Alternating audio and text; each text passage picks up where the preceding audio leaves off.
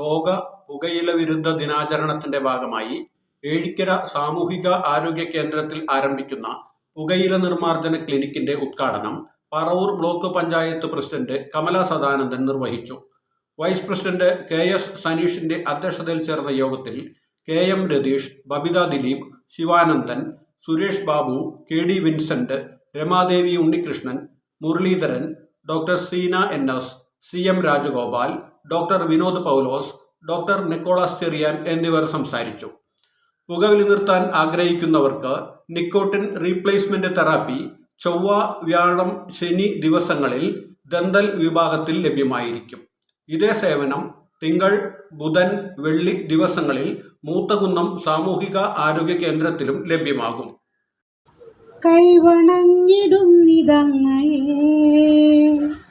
പുകയില ഉപയോഗം ഉപേക്ഷിക്കുന്നതിനായിട്ടുള്ള ഒരു ചികിത്സയുമായി കേരള സർക്കാർ തുടങ്ങിയിട്ടുണ്ട്.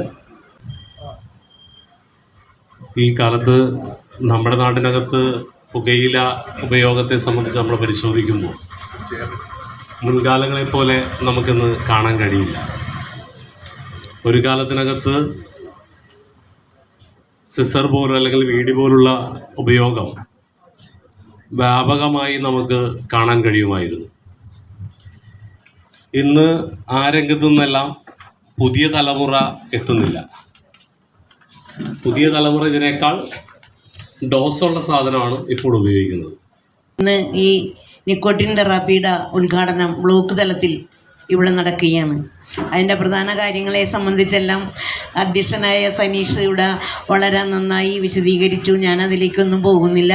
ഇന്ന് പത്രമെടുത്ത് നോക്കുമ്പോൾ നമുക്കറിയാൻ കഴിയും, അബുദാബിയിൽ നിന്ന് വന്ന വിമാനത്തിൽ ഒരാൾ ആ എയർ ഹോസ്റ്റസ് പറഞ്ഞിട്ട് കേൾക്കാതെ സിഗരറ്റ് വലിക്കുകയും അദ്ദേഹത്തെ അറസ്റ്റ് ചെയ്യുകയും ചെയ്ത വാർത്തയിൽ എന്തെല്ലാം അപകടങ്ങൾ അതിൽ നിന്ന് ചിലപ്പോൾ ഉണ്ടാവുക. തീയിൽ നിന്ന് വിമാനം പറന്നു വന്നു കഴിഞ്ഞാൽ അറിയാല്ല, എവിടെയെങ്കിലും തൊട്ട് കഴിഞ്ഞപ്പോൾ അതിന് കത്ത് പിടിക്കും. ഞാനിടക്ക് വിമാനത്തിൽ യാത്ര ചെയ്യുമ്പോൾ ഞാൻ ആലോചിക്കാറുണ്ട്, ദൈവം ഇതിൻ്റെ അകത്ത് കയറി കഴിയും, ഇതിൻ്റെ അകത്ത് നിന്ന് എങ്ങനെയെങ്കിലും ഒന്ന് ഇറങ്ങിയാൽ മതിയോ. പക്ഷേ വേഗം എത്തണമെങ്കിൽ ഇതിൽ തന്നെ പോകുകയും വേണം.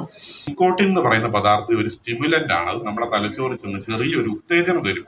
സത്യത്തിൽ താൽക്കാലികമായ ഒരു ഉന്മേഷം മാത്രമാണത്.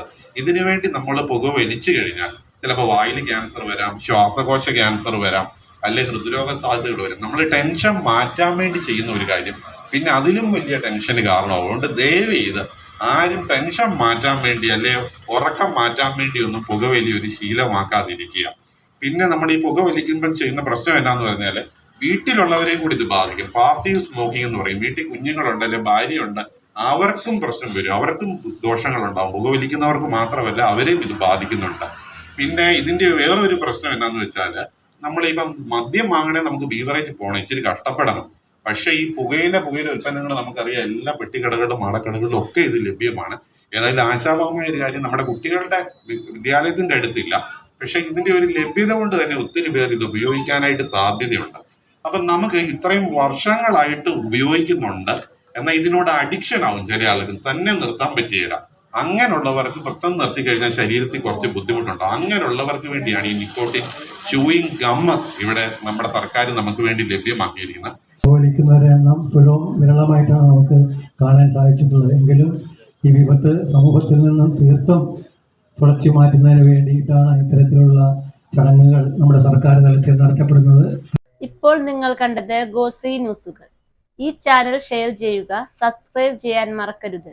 ഞങ്ങളുടെ ന്യൂസുകൾ എപ്പോഴും യൂട്യൂബിൽ വരുന്നുണ്ട്.